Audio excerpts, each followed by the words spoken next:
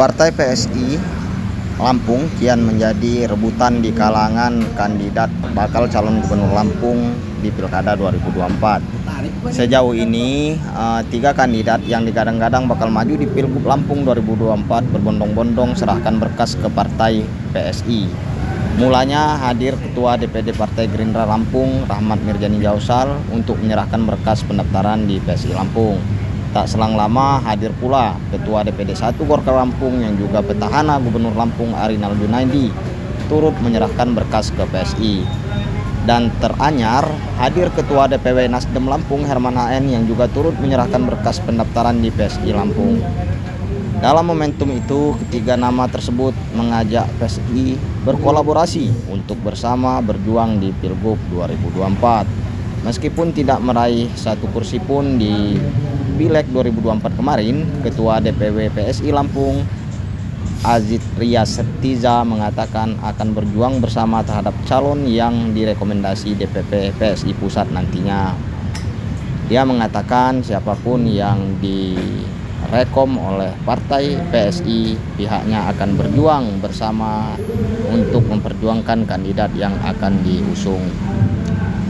Tak hanya itu, dia juga mengatakan ada sosok internal di PSI yang rencananya akan didorong maju di Pilgub 2024, yakni Beni Kisworo.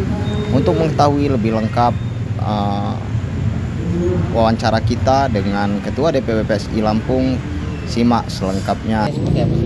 Kalau terakhir penutupan penjaringan itu tanggal 1 Agustus 2024. Kemudian nanti akan ada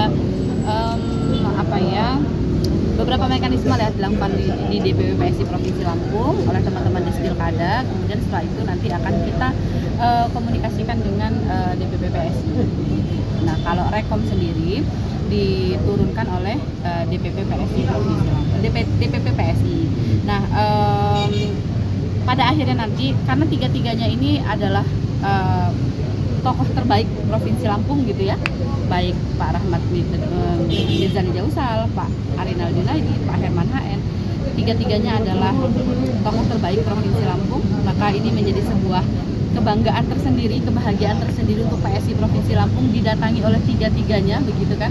Nah, tinggal nanti siapapun di antara ketiga ini, karena harus memilih salah satu ya, yang direkomendasikan oleh DPP PSI, maka seluruh pengurus PSI seprovinsi Lampung harus ikut pada apa yang diinstruksikan oleh DPP PSI. Gitu. Tapi saya yakinkan bahwa tiga-tiganya adalah tokoh terbaik di Provinsi Lampung.